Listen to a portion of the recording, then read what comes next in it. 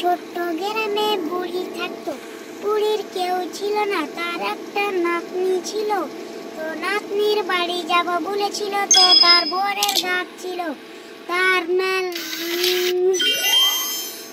বরের গাছ জোগাবে বলে একটা ঘুঘু এলো। ঘুঘুটাকে বললো যে আমার নাতনির বাড়ি যাব, তো তুই আমার বরের গাছটা জোগাতে পারবি? হ্যাঁ, আমি জোগাতে পারবো। তাহলে তুই থাক, আমার নাতনির বাড়ি থেকে ঘুরে আসি।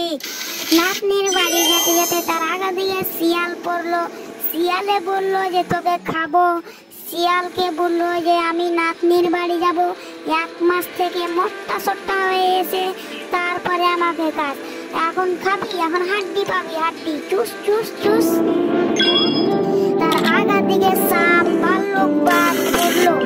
সবাই কি বললো যে আমি মোটা সোটা হয়ে এসে তারপরে আমাকে খাস। তার নাতনির বাড়িতে 1 মাস থেকে মোটা সোটা হয়ে নাতনিকে বলছে যে আমাকে বাঘে, ভাল্লুকে বা সাপে খেতে চেয়েছে। তার নাতনি তার লেগে লাউ বানালো, লাউয়ে ভরে দিল। লাউ ঘর ঘর, লাউ ঘর ঘর, চলে যাব আমি নাতনির ঘর।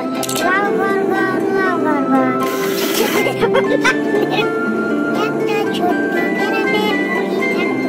বুড়ির কেউ ছিল না, তার একটা নাতনি ছিল।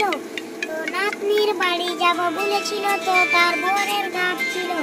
তার বরের গাছ জোগাবে বলে একটা ঘুঘু এলো। ঘুঘুটাকে বললো যে আমার নাতনির বাড়ি যাব, তো তুই আমার বরের গাছটা জোগাতে পারবি? হ্যাঁ, আমি জোগাতে পারবো। তাহলে তুই থাক, আমার নাতনির বাড়ি থেকে ঘুরে আসি। নাতনির বাড়ি যেতে যেতে তার আগা দিয়ে শিয়াল পড়লো। শিয়ালে বললো যে তোকে খাবো। শিয়ালকে বললো যে আমি নাতনির বাড়ি যাব, 1 মাস থেকে মোটা